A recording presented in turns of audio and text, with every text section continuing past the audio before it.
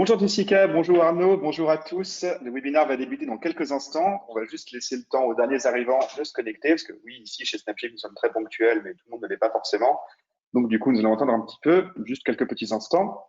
En tout cas, déjà, merci beaucoup à vous tous qui êtes présents.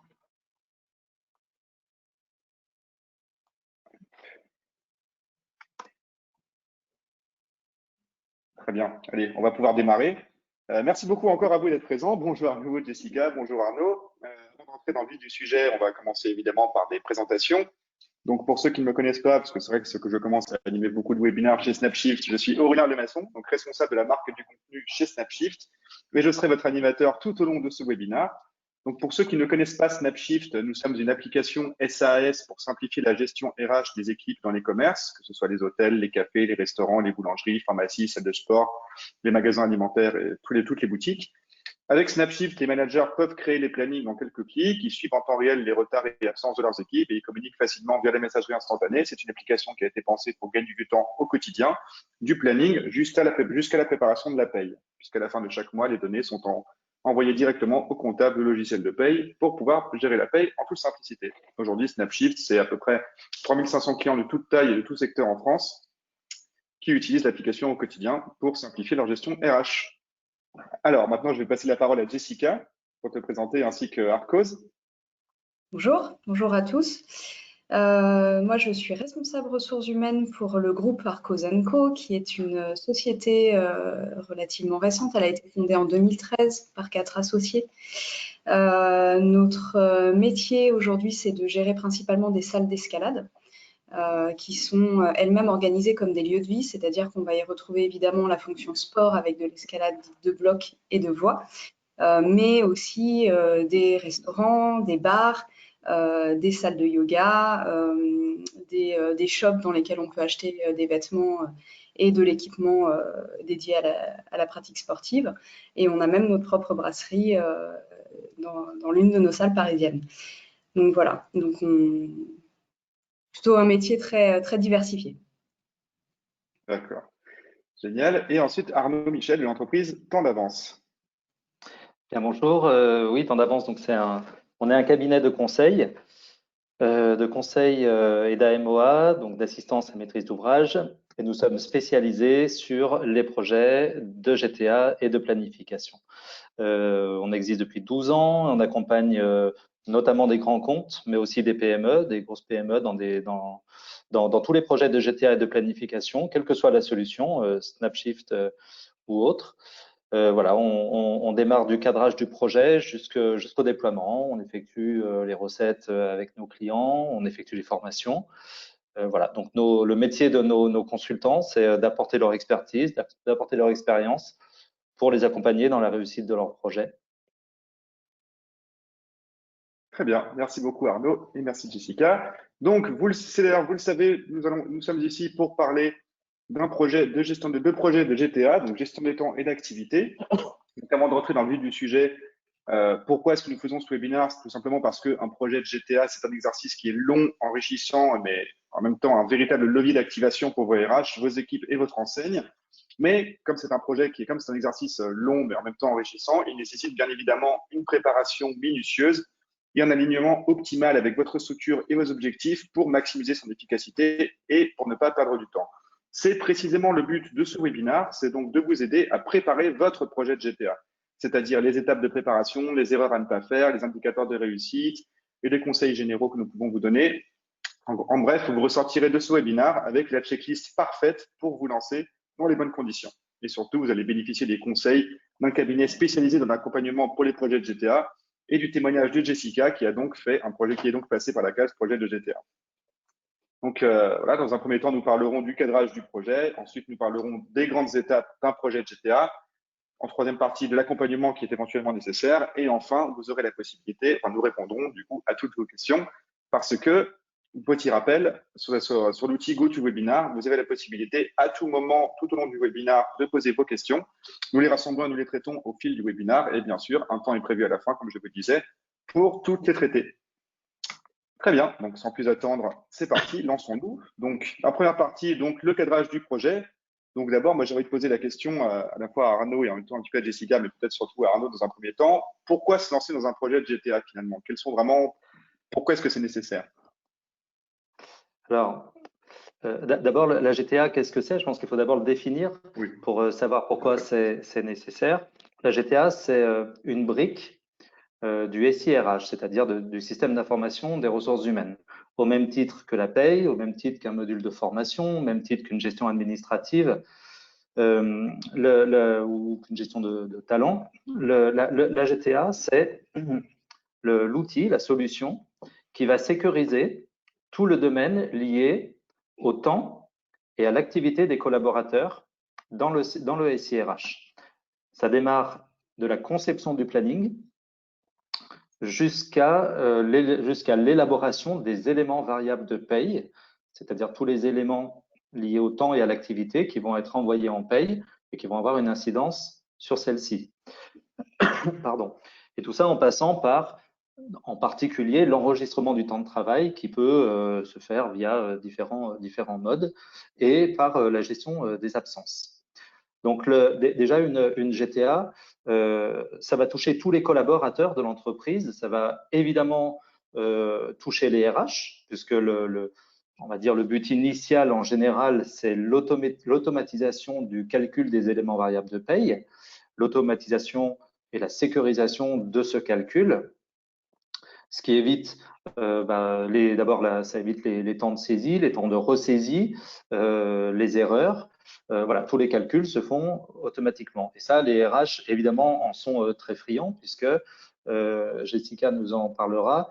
Quand on a beaucoup d'éléments variables à calculer, ça peut être des choses aussi basiques que des heures supplémentaires ou que même des tickets restaurants, hein, parfois. Tout ça prend du temps et donc, c'est une source de gain de temps et c'est aussi une source de sécurisation, de calcul juste. Dans un deuxième temps, ces solutions de GTA, elles touchent tous les collaborateurs et leurs managers. Parce qu'on va beaucoup travailler avec une solution de GTA sur la fluidité et la réactivité dans les interactions entre les salariés et leurs managers. Fluidité sur la conception des plannings, puisque un outil comme Snapshift va permettre, par exemple, de créer des plannings en faisant attention à toutes les contraintes. On y reviendra. Il n'y a pas de ressaisie, c'est-à-dire qu'une fois qu'on a fait le planning, il n'y a plus qu'à l'imprimer. On n'est pas obligé de le ressaisir ailleurs. Pareil sur les demandes d'absence, la fluidité entre les collaborateurs et les managers.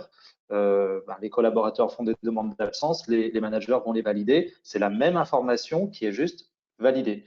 Voilà, il n'y a pas une feuille de papier qui se balade et puis quelqu'un qui va le saisir sur un Excel, un autre qui va signer, un autre qui va l'envoyer au RH. Voilà. Idem pour les déclarations de présence. Il y a 1000 façons pas 1000, mais il y a au moins 3 façons de déclarer les temps de présence, à travers des badges, à travers des formulaires, à travers des fonctions du type le planning devient le réalisé par défaut. Et dans ce cas-là, les collaborateurs font uniquement les modifications entre leur planning réalisé et leur planning prévisionnel. C'est valable aussi pour les astreintes. Toute la gestion des astreintes, c'est toujours quelque chose qui est complexe. Donc déjà, là, en termes de fluidité et de réactivité dans ces interactions entre collaborateurs et managers, déjà, ça donne beaucoup. Alors, si en plus, on part sur le message qui est envoyé finalement aux collaborateurs à travers la mise en place d'un outil de GTA et de planification, c'est un vrai message de digitalisation. Et c'est vrai que c'est toujours plus valorisant pour un collaborateur de se dire qu'il est dans une entreprise qui maîtrise tous ces aspects digitaux et plutôt que d'être dans une entreprise où chaque fois qu'il faut faire interagir avec son manager ou avec ses RH, ça passe par un formulaire papier et un envoi par courrier ou un dépôt dans une bannette. Là, je vous ai uniquement parlé pour l'instant de la partie GTA. Mais en général, dans les outils de GTA et en particulier dans Snapshift, vous avez des fonctions de planification. Ces fonctions-là, c'est des fonctions sur lesquelles le retour sur investissement est absolument énorme, puisque les managers, d'abord, ils vont gagner du temps dans la conception des plannings, d'une part. Ils vont pouvoir, c'est des outils qui vont renforcer le pilotage de l'activité opérationnelle, c'est-à-dire que le manager va avoir accès très rapidement à des informations commerciales, prévisionnelles, qui vont générer, enfin qui vont en tous les cas être des indicateurs qui vont lui permettre de faire son planning de la façon la plus optimale possible, en améliorant l'adéquation entre ses besoins prévisionnels et ses ressources. Vous aviez parlé tout à l'heure des restaurants, Aurélien, c'est exactement ça. Dans les restaurants, d'un jour sur l'autre, d'un service à l'autre, les besoins peuvent être très différents selon si on est un lundi soir. Alors actuellement, malheureusement, c'est un peu différent, mais habituellement, en temps normal, si j'ose dire, les besoins un lundi soir dans un restaurant ne sont pas ceux d'un jeudi soir ou d'un vendredi soir. Donc, cette adéquation entre les besoins et les ressources, les outils comme les outils de GTA et de planification permettent de travailler là-dessus. Et puis, toujours, là, on fait plus le lien avec les RH, ça va aussi permettre aux RH d'être garantis sur le respect du cadre juridique. Pourquoi? Parce qu'un manager, quand il fait un planning, il va surtout le faire en fonction de ses besoins, les besoins prévisionnels. Donc, dans un restaurant, il va dire, là, il me faut une personne en caisse, je sais pas, 5 personnes en salle, 4 personnes au grill, aux frites, etc. Mais tous les managers ne sont pas toujours au fait du respect, enfin des règles juridiques qui sont les règles, enfin les contraintes réglementaires finalement dans la conception du planning. Donc, et ça c'est un vrai problème pour le RH parce qu'il faut qu'il arrive à être garanti que le manager va pouvoir respecter ce cadre juridique. Donc, la mise en place d'un outil de planification permet de garantir, et en tous les cas au moins de donner des messages, voire carrément de contraindre complètement un planning de façon à ce qu'il reste dans le cadre juridique RH. Voilà. Il y a aussi pour terminer, la prise en compte des souhaits individuels, par exemple, et de l'équité entre collaborateurs. Dans certains magasins, notamment, évidemment, tout le monde n'a pas envie de faire la fermeture et d'être la personne affectée à la fermeture tout le temps. Donc, ça permet pour le manager d'avoir une visualisation constante du nombre d'ouvertures, du nombre de fermetures, du nombre de week-ends, par exemple, ou de dimanche pour les magasins ou les établissements qui travaillent le dimanche. Et ça aussi, c'est important parce que ça garantit une équité entre les collaborateurs, ce qui elle-même, à la fois, permet de limiter l'absentéisme, hein, parce qu'on sait tous qu'un collaborateur qui trouve ses horaires injustes, il aura plus tendance à s'absenter facilement. Et puis aussi, tout simplement, et ça, c'est un coût énorme pour l'entreprise, ça permet de réduire le turnover. Voilà. Donc, tout ça fait qu'un outil de GTA et de planification, c'est un outil qui, en synthèse, touche tout le monde et sur des périmètres très larges qui permettent de fluidifier, de sécuriser les RH, d'améliorer l'activité opérationnelle, enfin la planification de l'activité opérationnelle et donc par conséquent l'activité en elle-même. Voilà, en gros, je vous ai décrit le périmètre et les gains à obtenir sur un projet de GTA et de planification.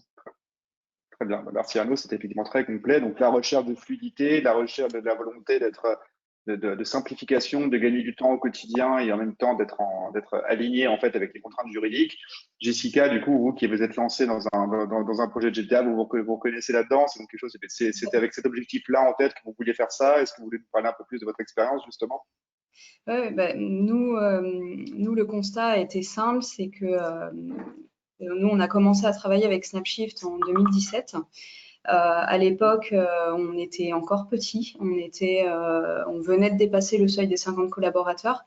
On fonctionnait encore avec des outils type Excel, etc.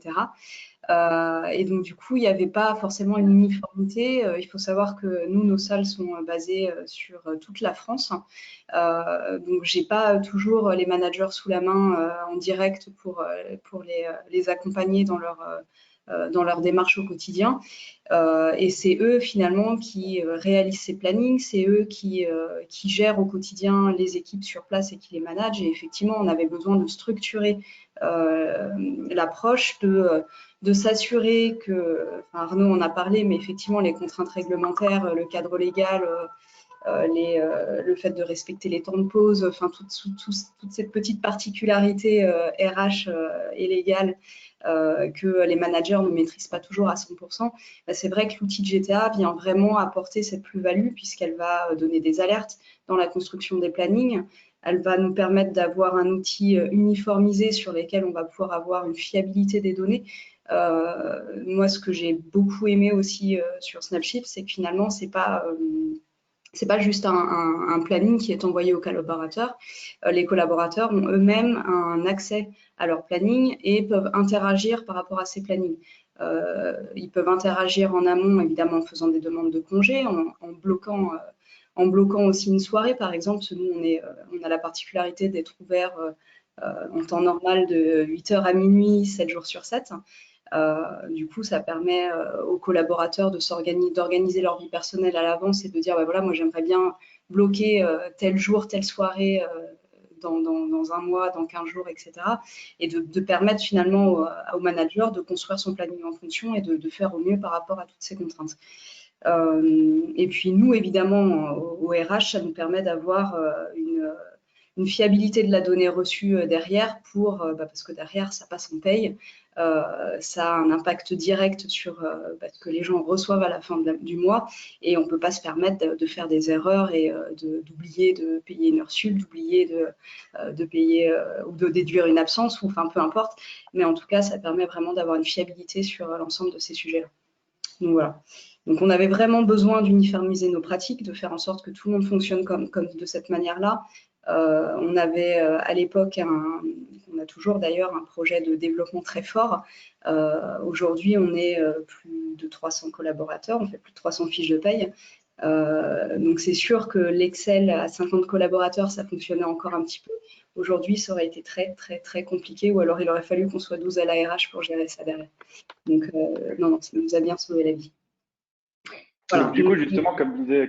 Pardon, oui. Non. Allez-y. Je vais poser la question, du coup, sur... donc, dans l'entreprise, tout le monde faisait partie de ce projet. En fait, comme disait Arnaud, ça concernait un petit peu tout le monde, finalement, ou c'était pour la mise en place, vraiment, pour la préparation du projet de GTA, en fait, pour lui-même. Comment est-ce que vous êtes organisé pour préparer le projet? C'était tout le monde dans l'entreprise ou c'était... Alors non, pas tout le monde. On n'a pas impliqué 50 personnes, ça aurait été très, très compliqué. Alors déjà, nous, Snapshift, on l'utilise au quotidien pour nos équipes opérationnelles. Par exemple, sur notre siège social où on a principalement des personnes qui vont avoir plutôt des horaires de bureau, plutôt des horaires un peu plus classiques, on est moins tenu d'avoir ce type de gestion de planning. Donc, on l'a vraiment déployé pour l'ensemble de nos équipes opérationnelles. C'est vraiment toutes les salles en France. Pour ce faire, on a déterminé un petit peu quels étaient nos besoins en amont. Quel est notre quotidien, comment est organisé un planning chez nous, comment ça fonctionne, et puis qu'est-ce qu'il y a comme acteurs sur le marché pouvant nous aider à digitaliser ce processus. Donc voilà, on a impliqué tout particulièrement deux opérationnels. C'était l'ancien directeur de notre salle de Bordeaux qui utilisait déjà la solution Snapshift à titre, qui avait pris qu'on avait marre d'utiliser Excel et qui, dès qu'il est arrivé, a utilisé cet outil-là, et qui nous a permis d'avoir du recul finalement sur l'utilisation de cet outil. Et qui nous a permis d'avoir finalement une sorte de sponsor qui était plus à même de parler finalement du projet aux autres opérationnels qui faisaient le même métier que lui finalement dans d'autres salles en France, et qui du coup pouvaient donner un petit peu quels étaient les atouts et les avantages d'utiliser ce genre de choses. Ensuite, on a utilisé, il y avait moi évidemment dans le projet, et il y avait un des fondateurs d'Arcos, un des 4 associés, qui permettait de donner une légitimité sur le déploiement de l'outil et de le rendre finalement unique et d'éviter d'avoir plusieurs façons de faire en parallèle. Voilà. Donc une fois qu'on a fait un petit peu ce recueil de besoins et de chercher à savoir ce qu'il y avait un petit peu sur le marché, on a déterminé que 2 acteurs à l'époque proposaient quelque chose qui pouvait nous être utile et qu'on a pu démarcher et donc comparer pour trouver la solution qui nous apparaissait la plus simple à déployer, à mettre en œuvre et qui correspondait le plus à nos besoins. Donc voilà. Donc une fois qu'on a pu faire notre choix, on l'a testé en situation réelle. Notre établissement parisien actuel, qui est Arcos Nation, est un des plus gros établissements aujourd'hui, enfin qui l'était déjà à l'époque et qui l'est encore aujourd'hui, en termes de nombre de personnes, en termes de complexité. Donc, on a voulu le tester directement sur cet établissement-là en se disant si ça passe pour cet établissement-là, ça passera forcément pour les autres.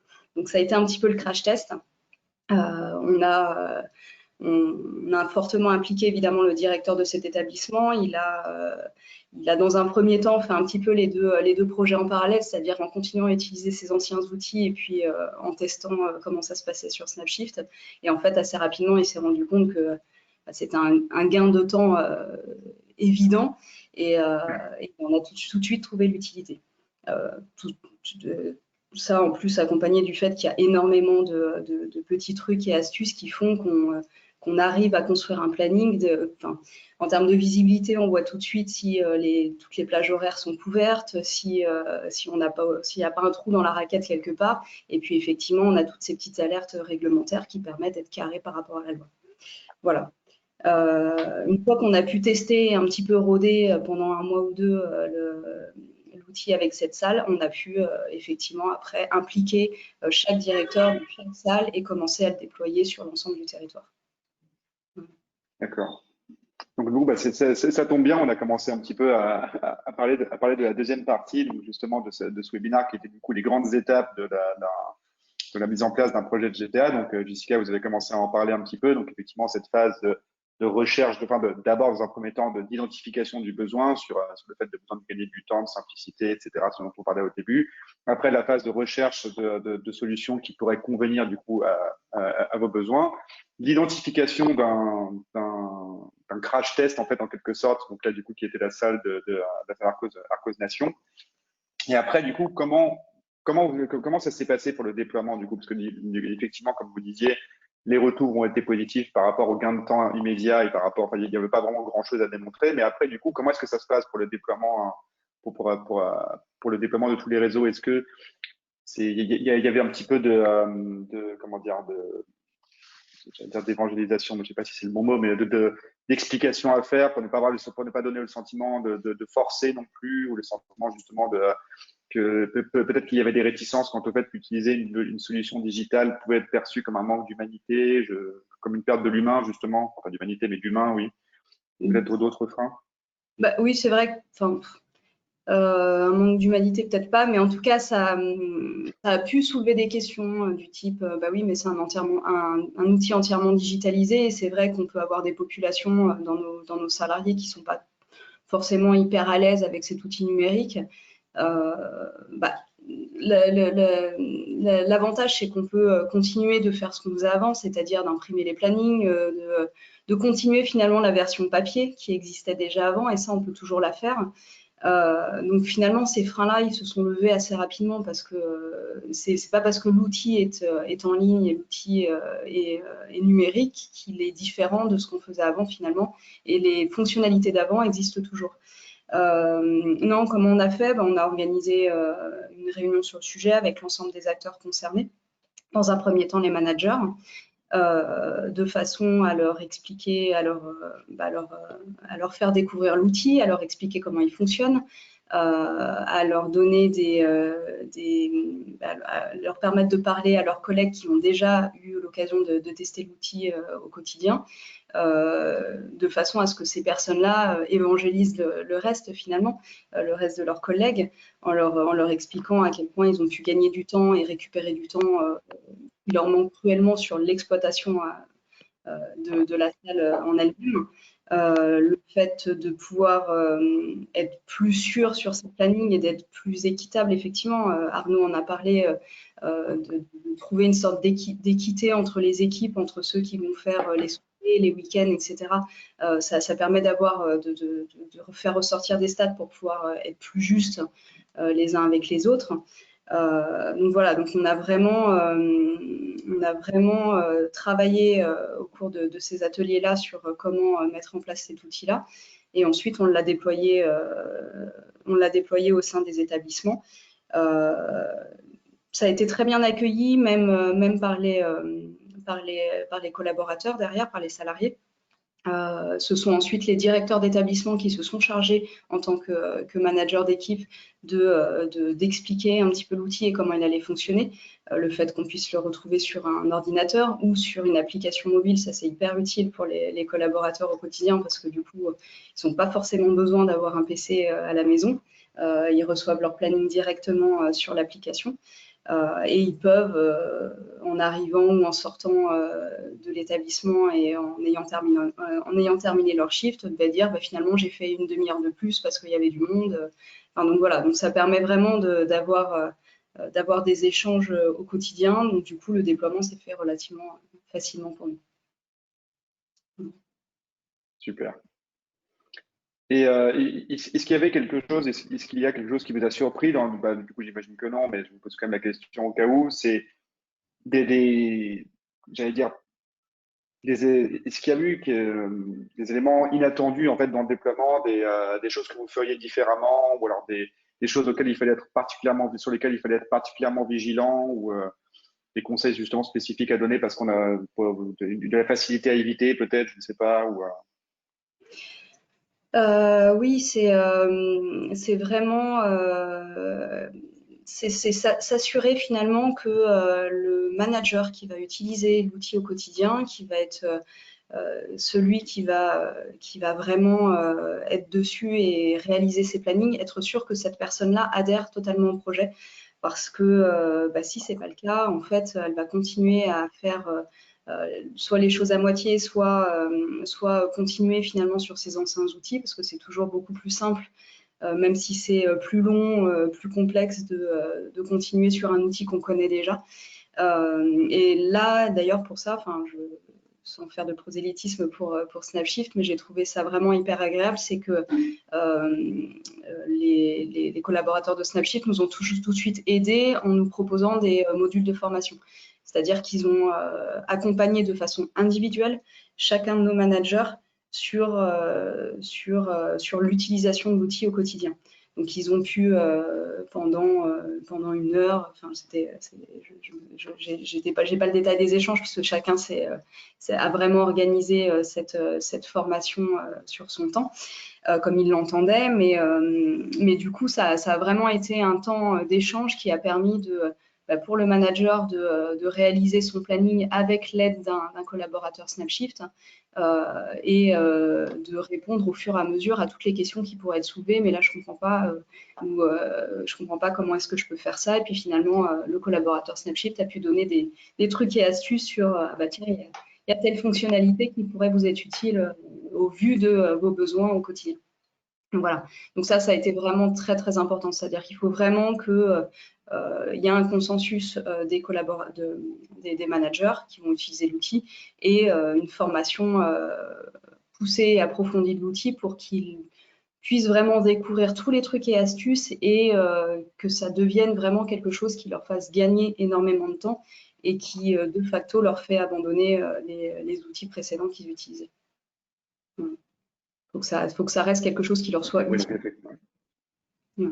Oui, avant tout. Mais ça, du coup, il faut qu'ils en soient convaincus. Et donc important, effectivement, qu'ils aient la possibilité. Nous, effectivement, chez Snapshift, c'est vrai que on a une équipe Customer Success qui est très développée, dont le rôle est vraiment en permanence d'accompagner les clients et justement pour les former sur l'outil, pour qu'ils puissent comprendre vraiment toutes les fonctionnalités et puis réaliser que finalement, c'est simple et ça permet de gagner du temps. Maintenant, Arnaud, je me tourne vers vous pour du coup sur chacune des étapes qui ont été énoncées par Jessica. Est-ce que vous avez du coup des conseils du coup à donner sur leur bonne exécution, vous en tant que consultant? Alors oui, effectivement, nous, quand on travaille avec nos clients du début à la fin d'un projet, on voit bien les écueils et Jessica en a très bien parlé, il y a des choses très précises sur lesquelles il faut travailler. D'abord, sur les étapes en elles-mêmes, il faut respecter le timing, si j'ose dire, de chaque étape et ne pas les brûler. D'abord, faire une phase de cadrage qui permet de bien définir les attentes de chaque acteur sur le projet, d'évaluer même le retour sur investissement. Alors là, en l'occurrence, c'est vrai que dans le cas de Jessica, c'est assez simple. Si vous avez X établissements qui travaillent chacun sur Excel, ça fait perdre du temps aux managers, ça en fait perdre aux RH quand il faut récupérer des éléments variables de paye, il n'y a pas de synchronisation des plannings, il n'y a pas de visualisation globale. On peut même imaginer que pour faire un remplacement d'un établissement à l'autre, il n'y a personne puisqu'il n'y a pas de lien entre les deux, il n'y a pas de lien outil entre les deux, à part évidemment le téléphone. Donc voilà, ça c'est déjà bien définir les attentes. Monter une équipe, et ça aussi Jessica en a parlé, une équipe restreinte, qui est vraiment un comité restreint de 2, 3, 4 personnes, et puis ensuite il y a ce que j'appelle les contributeurs, qui sont les personnes qui vont venir participer au projet, mais qui ne font pas partie de la direction de ce projet. Voilà, parce qu'on ne peut pas mettre 15 personnes en réunion tout le temps sur un projet, y compris, enfin, même si c'est un projet stratégique, hein, un projet de planification et de GTA, pour les ressources humaines, c'est un projet stratégique au même titre que la paye. Donc, c'est vrai qu'il faut monter une équipe restreinte, une équipe solide, si possible la plus stable possible, parce que dans les projets, quand il y a des changements au sein de l'équipe projet, ça se ressent dans la qualité du projet. Ensuite, rédiger un cahier des charges, ce qui permet de définir exactement ce que l'on souhaite, recenser les règles de gestion également, je sais pas, amplitude sur la journée, intervalle entre 2 jours travaillés, comme disait Jessica, quand on travaille 7 jours quand c'est ouvert 7 jours sur 7 sur des amplitudes larges, tout ça, ça compte, l'amplitude notamment. Ensuite, choisir un prestataire, c'est sur différents critères, hein, ça peut être le périmètre fonctionnel, l'ergonomie, le coût, l'adaptation à des process, des contraintes techniques parfois. Et puis ensuite, on rentre dans le projet. Et c'est là que ça commence à devenir sérieux. On va rentrer dans une phase de spécification avec l'éditeur où on va finalement se repréciser quels sont les attendus réels. Et là, sur le coup, le conseil que je donnerais, c'est demander toujours à illustrer les situations. Il faut toujours se projeter en tant qu'utilisateur parce que finalement, les utilisateurs, même si le projet est mené par les RH, les vrais utilisateurs, ils sont sur le terrain. Et donc, il faut toujours tout illustrer. Nous, on fait beaucoup de projets hein, tout le temps, depuis 12 ans, et souvent, on voit des cahiers de spécifications qui sont une suite de règles, mais il n'y a pas d'écran, il n'y a pas de maquette. Et ça, maqueter, c'est hyper important à ce stade, parce que, comme Aurélien, vous le faisiez remarquer, c'est ce qui va emporter l'adhésion derrière. Si on veut embarquer les utilisateurs, il faut les impliquer. Ce n'est pas eux qui décident, mais ce sont des contributeurs XXL, si vous voulez. Parce qu'au final, c'est eux qui vont adhérer ou pas à l'outil. Donc ça, cette phase de maquettage, elle est importante. Il faut énormément écouter le terrain.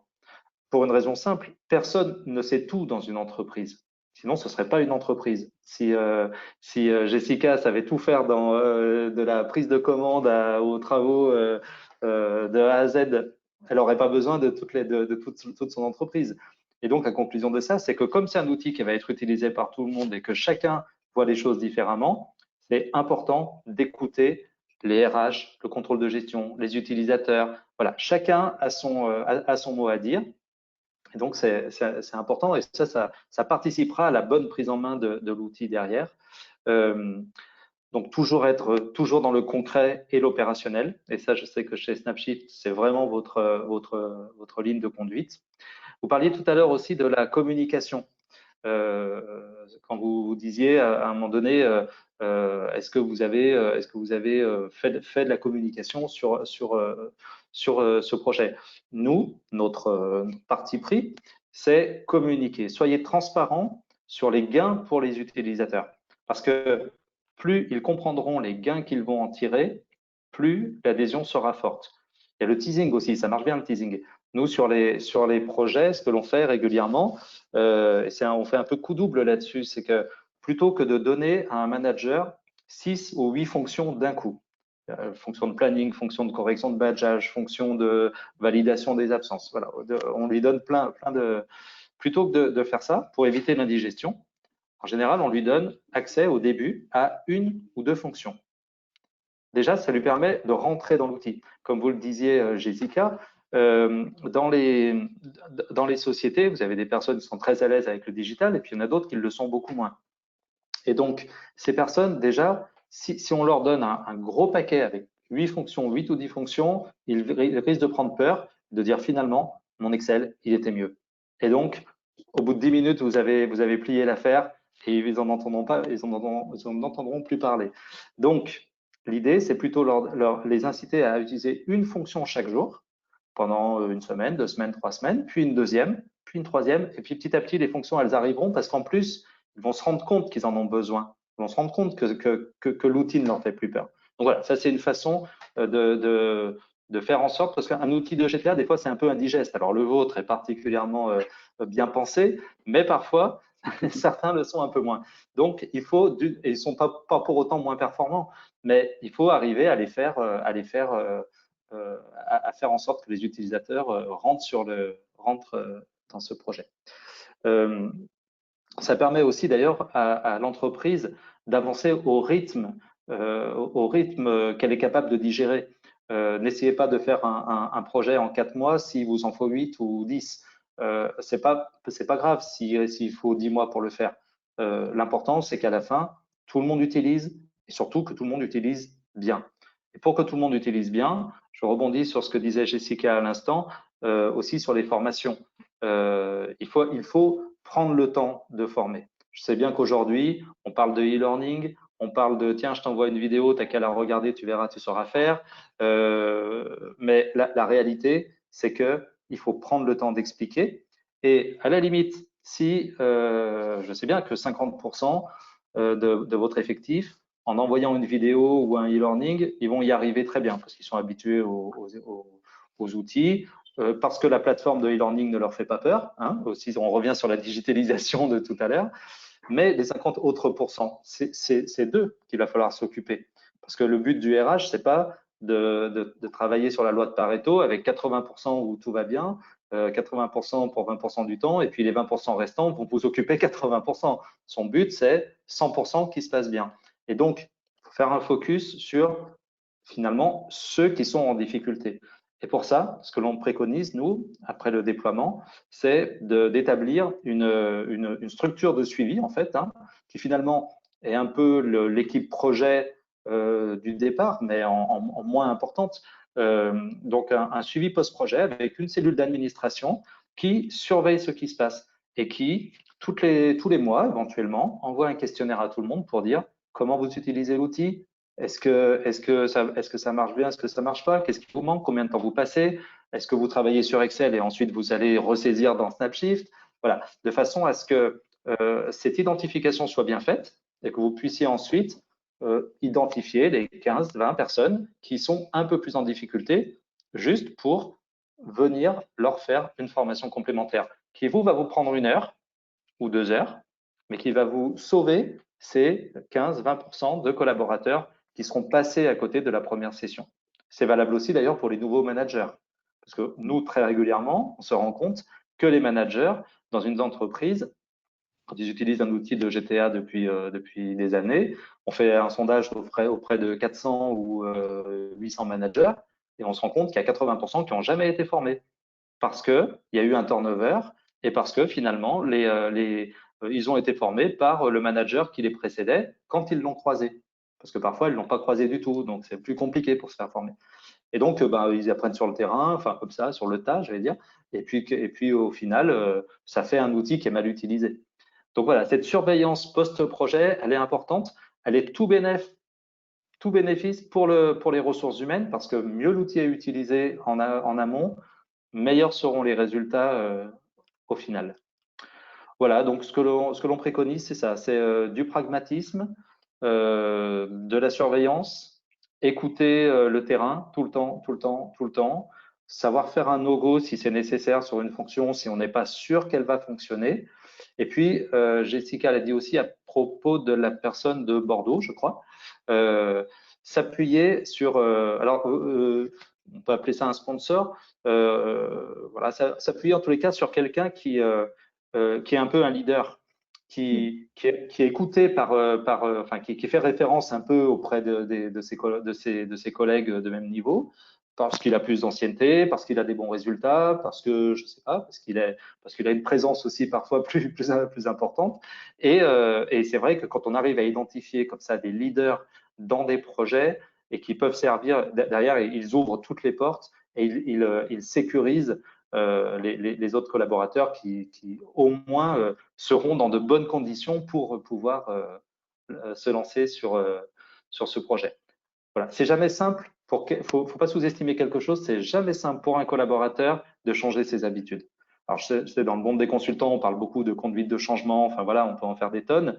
Nous, on n'est pas du style à faire des conduites de changement qui durent 1 an. On est un peu plus à la cravache qu'autre chose. Mais en tous les cas, il ne faut pas sous-estimer le fait que changer des habitudes, c'est pas facile. En particulier pour des personnes qui n'ont pas 25 ans. Donc, il faut en tenir compte et il faut travailler énormément sur ces sujets-là parce que c'est eux finalement, c'est sur cette réussite-là que se fera la réussite du projet. Parce qu'une personne de 25, 30 ans, 35 ans, facile. Voilà. Oui, c'est sûr.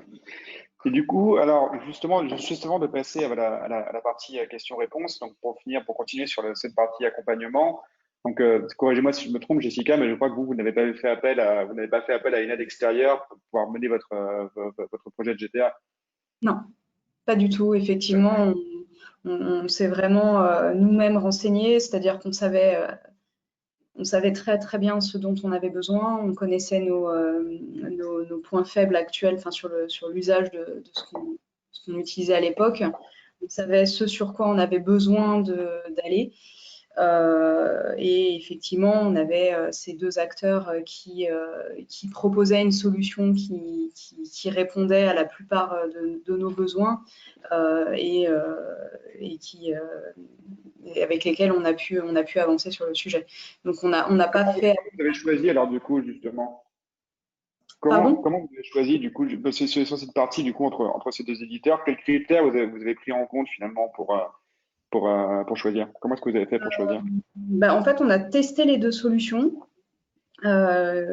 Clairement par rapport à nos besoins, c'est-à-dire qu'on a rencontré ces deux éditeurs qui nous ont parlé de la solution, qui nous ont montré comment ça fonctionnait au quotidien. Alors c'est vrai que le fait qu'on avait déjà ce manager de Bordeaux qui l'utilisait, qui pouvait nous en parler, qui utilisait déjà Snapshift, ça a été vraiment quelque chose aussi qui a beaucoup aidé au choix, j'imagine. Mais effectivement, sur les deux applications, ce qui a été le plus déterminant, je pense qu'après, ça a été l'ergonomie finalement, la facilité avec laquelle même, que ce soit moi ou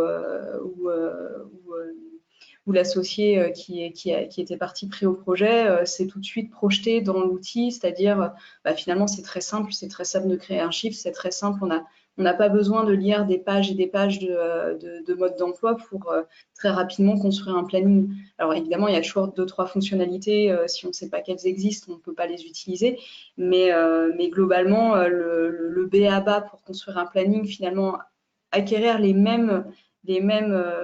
arriver au même résultat que sur un fichier Excel, on le fait assez spontanément sur l'outil Snapshift et c'est aussi ça qui a été déterminant. C'est vraiment cette ergonomie et cette facilité d'utilisation. Voilà. Ok, très bien. Et pour finir, du coup, Arnaud, donc vous proposez donc un accompagnement pour les entreprises, les structures qui ne sont pas aussi bien organisées du coup que Jessica, qui n'ont pas du coup que celle de Jessica, et qui n'ont du coup pas pu identifier leurs besoins qui ont un peu du mal à savoir vraiment exactement comment le mettre en place, quels interlocuteurs impliquer et comment justement mener j'allais redire cette conduite du changement mais bon, c'est peut-être plus pour mettre en place cet outil digital. Oui, absolument. Alors, c'est vrai que nous, notre offre s'adresse à des structures en général de plus de 1000 collaborateurs.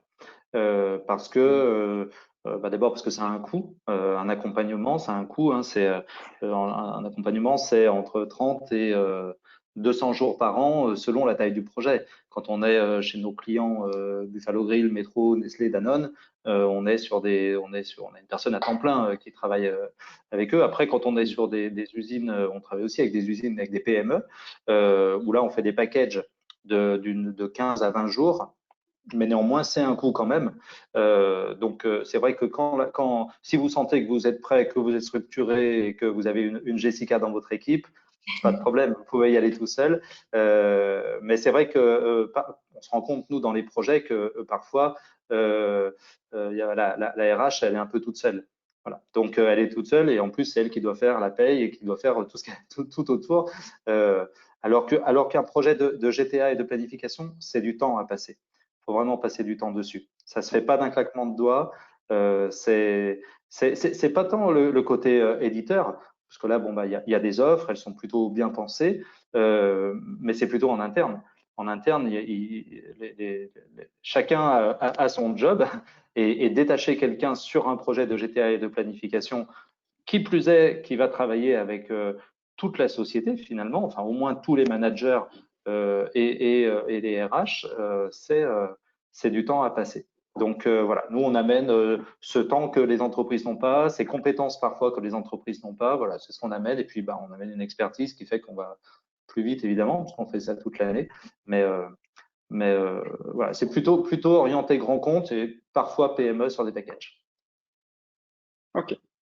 Très bien, bah, merci beaucoup en tout cas, merci beaucoup pour toutes ces explications, Arnaud et Jessica. Alors maintenant, on va passer à la phase plus questions-réponses. Donc, il est encore possible, je vous rappelle, de poser vos questions sur le côté. On en a reçu, alors sur l'outil GoToWebinar, on en a reçu quelques-unes.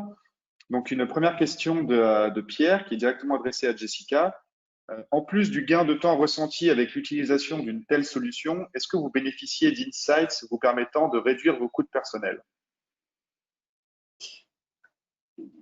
Oui, en fait, oui, ça nous permet d'avoir, c'est un vrai outil pour nos collaborateurs, c'est-à-dire qu'en fait, il y a une autre fonctionnalité sur Snapshift dont on n'a pas parlé, c'est de pouvoir calculer assez rapidement le ratio masse salariale.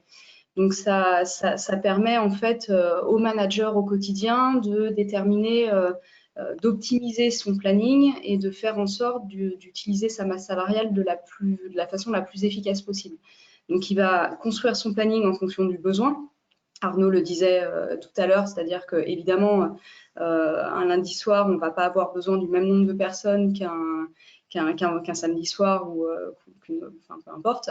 Donc forcément, il va y avoir des besoins opérationnels en termes de nombre de personnes à attribuer sur les shifts à l'instant T. Et après, il va y avoir une optimisation, c'est-à-dire que c'est vraiment un outil qui nous permet de dire est-ce que qu'est-ce qui est le plus intelligent? J'ai besoin de combien d'heures finalement pour remplir mes créneaux, combien d'heures de travail au total, combien en ETP. Est-ce que du coup, si l'activité augmente, qu'est-ce qui vaut mieux? Est-ce qu'il faut que je recrute ou est-ce qu'il faut que je continue finalement avec un petit peu d'heures sup? Ça permet vraiment d'affiner en temps réel et au plus juste les besoins et d'anticiper finalement aussi ces recrutements derrière. De dire, voilà, l'activité elle est en train d'augmenter ou en train de diminuer, comment est-ce que je gère ma masse salariale par rapport à cette réalité-là et comment est-ce que je la gère au plus juste. Voilà, de façon à être le plus efficace possible. Je ne sais pas si ça répond à la question de Pierre. Oui, si. Enfin, j'ai l'impression. En tout cas, oui, je trouve que oui. Une autre question de Mohamed qui demande à partir de combien de salariés une solution de GTA devient pertinente? Ça, c'est une question un petit peu globale. Moi aussi, même, je peux y répondre aussi, si jamais je préfère vous laisser répondre en premier. Nous, on était une cinquantaine de personnes à l'époque. On savait qu'on allait très rapidement doubler cet effectif-là. Donc, je pense qu'on a pris la solution à un instant clé finalement et un instant un peu pivot de notre développement. Clairement, si on n'avait pas pris ce tournant, il aurait fallu qu'on soit plus nombreux au RH. Il aurait fallu qu'on soit même au niveau opérationnel. C'est-à-dire que nous, notre objectif au quotidien et notre philosophie, c'est que nos managers ils soient le plus dégagés possible des des contraintes administratives qui sont nécessaires à leur activité et qui puissent se concentrer sur leur métier qui est l'exploitation en tant que telle. C'est d'être là pour le management, c'est d'être là pour les équipes, c'est d'être là pour leurs clients. Voilà, c'est vraiment l'exploitation avant tout et finalement l'administration, enfin toute la gestion admin qu'il y a autour, ça n'a pas une plus-value forte. Donc, si on peut la réduire le plus possible, il faut pouvoir y répondre. Donc, à partir de combien de personnes c'est pertinent, il n'y a pas vraiment de vraie réponse, mais je pense que voilà, assez rapidement, dès que la structure se complexifie, il faut effectivement envisager de passer sur un outil qui va aider et fluidifier cette gestion-là. Ok. Alors, une question de Laura sur un sujet qu'on a brièvement abordé. Avez-vous des conseils ou astuces pour bien conduire le changement auprès des collaborateurs? J'ai peur de me heurter à des réticences. Alors, oui, alors sur ce sujet, d'abord, chaque entreprise est différente. Ça, chaque culture d'entreprise est différente. De toute façon, des réticences, il y en aura. Ça, c'est effectivement, Laura a tout à fait raison de s'en inquiéter en tous les cas, parce que des réticences, il y en aura. Si on n'explique pas, il y aura des réticences. Au mieux, elles seront exprimées. Au pire, elles ne seront pas exprimées. C'est-à-dire que si vous n'expliquez pas pourquoi vous mettez en place un outil, une partie de vos managers vont dire, une fois de plus, ça vient d'en haut. Parce que si vous le faites pour ce projet-là, c'est que vous l'avez fait en général pour d'autres projets, de faire descendre des outils et de mettre des outils en place sans expliquer pourquoi. Donc, dans le meilleur des cas, ça va râler. Dans le pire des cas, ça ne va pas râler, alors qu'ils ne seront pas satisfaits. Et la façon de le faire payer, c'est qu'ils ne vont pas l'utiliser. Donc, Laura a raison de s'inquiéter de comment finalement amener l'adhésion à cet outil. Donc, comme je le disais tout à l'heure, je pense qu'il faut identifier les populations d'abord par rôle, collaborateur, manager, peut-être qu'à différents stades de manager d'ailleurs, et puis les RH bien sûr. Et ensuite, dans ces managers, identifier des leaders, comme on le disait tout à l'heure, et surtout identifier les personnes qui peuvent être en difficulté, qui peuvent se sentir en difficulté. Une personne, elle ne se sent pas en difficulté pour le plaisir. Voilà. Elle ne refuse pas le changement pour le plaisir. Alors, il y en a quelques-uns, je dois vous l'avouer, parfois, qui refusent pour le plaisir. Mais ce n'est pas la majorité. Mais en tous les cas, je pense que le plus tôt possible, il faut commencer à communiquer dessus, juste avec du teasing. Voilà. C'est-à-dire on n'est pas obligé d'en faire un débat d'entreprise. Une fois que la décision est prise, il ne s'agit pas d'en faire un débat d'entreprise. Donc, c'est à la fois une démarche assez directive. Vous voyez, c'est un peu comme les gestes barrières. C'est assez directif. On ne les remet pas en cause, enfin pas tous. Et à partir de là, vous avancez comme ça à chaque étape du projet. Vous expliquez où ça en est. Et surtout, c'est pas tellement parce que le projet en réalité, ça leur est un peu égal, la vie du projet en lui-même. Par contre, vous expliquez bien à quel moment la vie va changer pour eux sur ce sujet. Parce que finalement, c'est ça qui les intéresse. C'est à quel moment je reçois mon logiciel, à quel moment je vais être formé, est-ce que ça va être compliqué et surtout, qu'est-ce que ça va me faire gagner. Voilà. Donc, ça, c'est important. Et ça tient en 2 slides. Il n'y a pas besoin d'en faire des tonnes. 2 slides, une petite communication de temps en temps, des rappels, beaucoup, parce que les messages, tout le monde est inondé de messages, donc les messages s'oublient très vite. Donc régulièrement, on rappelle la nature du projet, enfin la nature de l'outil qui va arriver, à quoi elle va servir, à quel moment ça va être mis en place, et ce que ça va changer pour les managers notamment, et puis également pour les collaborateurs. Voilà, donc moi je suis pour une communication simplifiée, bien leur expliquer qu'ils vont être formés, parce que ça aussi, c'est une source d'angoisse. À partir du moment où il y a un changement, les 2 sources d'angoisse qu'on retrouve chez les collaborateurs, c'est est-ce que mon poste va sauter à cause de ce logiciel? Parce que ça aussi, c'est quelque chose qu'on a vu, nous, chez certains de nos clients. Donc, ça veut dire qu'au moment où vous formez le collaborateur, si en même temps, il se pose la question de est-ce qu'il va garder son poste, il ne peut pas être concentré sur la formation de l'outil qui va tuer son poste, on est d'accord. Enfin, en tous les cas, s'il le ressent comme ça. Et puis, en 2, justement, à quel moment il va être formé? Est-ce qu'il va être formé à l'avance? Voilà. Il faut ouvrir la voie, clarifier les choses de façon à ce que les collaborateurs se sentent en sécurité. S'ils ne se sentent pas en sécurité, ils ne pourront pas s'ouvrir pour accepter un nouveau produit. Effectivement, c'est très clair. Une autre question de Alexandra qui demande si notre outil, enfin si Snapshift est adapté au contrat en modulation du temps de travail. Alors, je peux répondre, mais Jessica, je ne sais pas si vous souhaitez répondre aussi. En fait, j'ai pas compris la question, excusez-moi. Est-ce que votre outil, pardon, est adapté au contrat en modulation du temps de travail? On n'en a pas, nous, donc j'avoue que Alors moi, je vais vous répondre oui, c'est le cas. Oui, c'est le cas. Il est tout à fait possible de mettre en place une modulation du temps de travail spécifiquement pour les saisonniers et pour tout type d'entreprise, notamment notamment les restaurateurs qui ont une activité saisonnière. Alors, une autre question aussi de Jean-Philippe qui demande combien de temps entre la mise en place du projet et l'autonomie? alors là, je crois qu'il n'y a pas de vraie réponse à ça. Je pense que on a mis ça en place en 2017 et j'ai encore des gens qui me posent des questions aujourd'hui et qui me demandent de l'aide sur certaines fonctionnalités. Donc, surtout que Snapshift est toujours en construction et propose toujours des nouvelles fonctionnalités. Donc, il y a toujours quelque chose à apprendre. Après, combien de temps, ça dépend vraiment. Si je suis plus large et que je ne parle pas de Snapshift, ça dépend énormément de l'ergonomie de l'outil qui est choisi. C'est vrai que c'est l'un des avantages de Snapshift, c'est qu'il est vraiment très ergonomique. Donc, la prise en main se fait très aisément, même pour quelqu'un qui n'est pas très à l'aise avec les outils numériques. Donc, c'est très variable, je dirais. Je dirais qu'il faut à minima que le manager ait réussi à faire un cycle de vie complet finalement de son métier avec l'utilisation de l'outil. J'imagine 1 mois ou 2 par exemple, à peu près.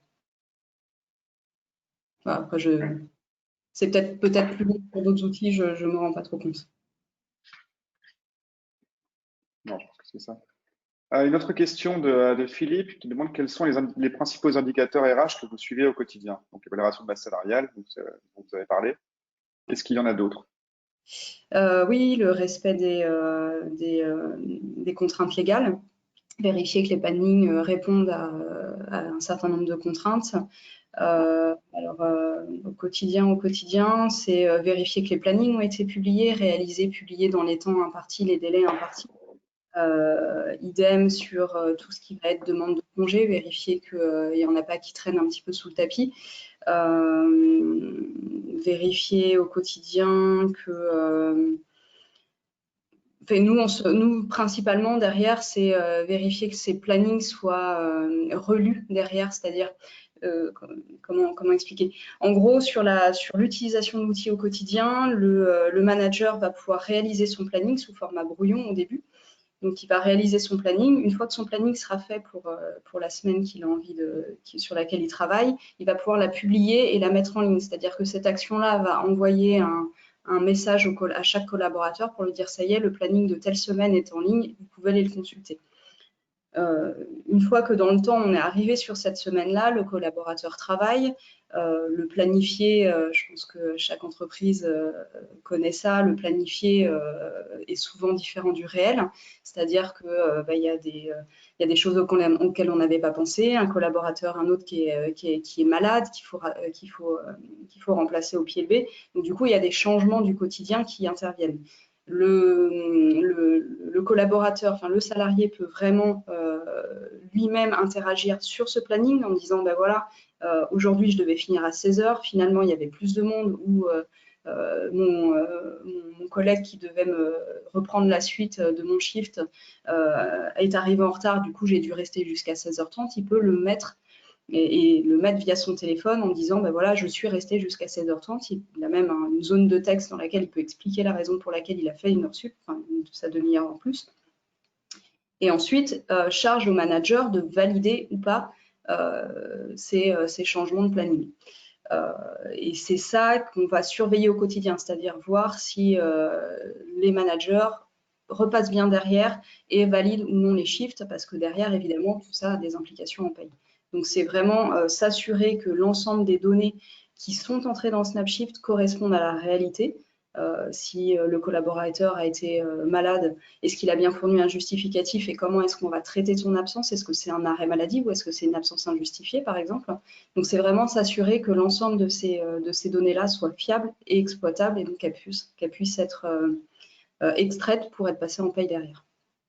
Voilà. Ok, très clair. Et dernière question avant de conclure. Gérez-vous les heures de délégation avec cette solution? Et gérez-vous les contrats avec aussi? Est-ce que je gère les contrats avec? Non, nous, on les... Oui, est-ce que vous gérez les contrats avec cette solution, en fait, ça veut dire? Alors, il y a la possibilité, effectivement, mais je vous avoue qu'on ne l'utilise pas, nous, aujourd'hui. Oui, mais c'est vrai que nous, effectivement, je confirme, il est possible de faire de la génération de contrats automatique et effectivement d'afficher les contrats en permanence sur les profils de chaque salarié. Ça, je peux vous le dire. Et en revanche, non, nous ne gérons pas encore les heures de délégation, pour répondre à la question. Eh bien, écoutez, c'est parfait. On arrive à la fin des questions et il est pile 11 heures, donc on est vraiment très fort sur le timing. Merci beaucoup à vous, Arnaud, et merci beaucoup aussi à vous, chers auditeurs, de nous avoir suivis jusqu'au bout. Bien évidemment, le replay vous sera envoyé, comme on vous l'a dit, directement sur votre adresse email. Pour ceux qui sont, si jamais cette discussion vous a donné envie et si jamais vous voulez en savoir plus sur Snapshift et que vous voulez découvrir comment Snapshift peut simplifier vos RH, vous avez la possibilité de créer un compte ou de demander une démo via des liens qui vous sont envoyés tout de suite via le chat et des liens qui vont aussi vous être envoyés par email, bien évidemment. Et j'en profite aussi pour vous informer que nous sommes en train de préparer précisément avec Arnaud et avec Jessica un guide pratique, un livre blanc sur la mise en place d'un projet de planification dans votre établissement, qui reprend dans les grandes formes la discussion d'aujourd'hui, qui va être disponible cette semaine, que nous allons vous envoyer aussi également par email si vous êtes inscrit au webinaire, donc si vous êtes là, c'est que c'est le cas. Et donc, du coup, voilà, nous allons vous envoyer évidemment aussi d'autres ressources pour continuer sur cette même logique qui consiste à simplifier vos RH. Je ne sais pas si vous voulez dire un dernier mot, Arnaud, Jessica, d'ailleurs, avant de rendre l'antenne. Jessica, je vous en prie. Pas particulièrement, mais je vous souhaite à tous une bonne journée et une bonne continuation à tous. Et bien, merci Snapshift de nous avoir conviés à ce moment sympathique. Et puis, longue vie à vous dans ce beau métier de la gestion du temps et des plannings. Merci beaucoup. Et d'ailleurs, effectivement, oui, j'en profite aussi pour vous dire que si vous souhaitez en savoir plus sur Temps d'avance, on va évidemment vous envoyer de la documentation par rapport à ça pour en savoir plus sur l'accompagnement des entreprises par Temps d'avance. Écoutez, je vous remercie encore. Je vous souhaite un bon courage dans cette période un petit peu compliquée, disons. En tout cas, Snapshift est là pour vous aider. Et donc, du coup, si vous souhaitez faire appel à nous, qu'on vous présente l'application, n'hésitez pas, nous sommes là pour vous. Et je vous dis à très bientôt pour un nouveau webinaire, car nous en organisons très régulièrement. Merci beaucoup Arnaud, merci Jessica et merci à tous. Merci. Au revoir. Au revoir.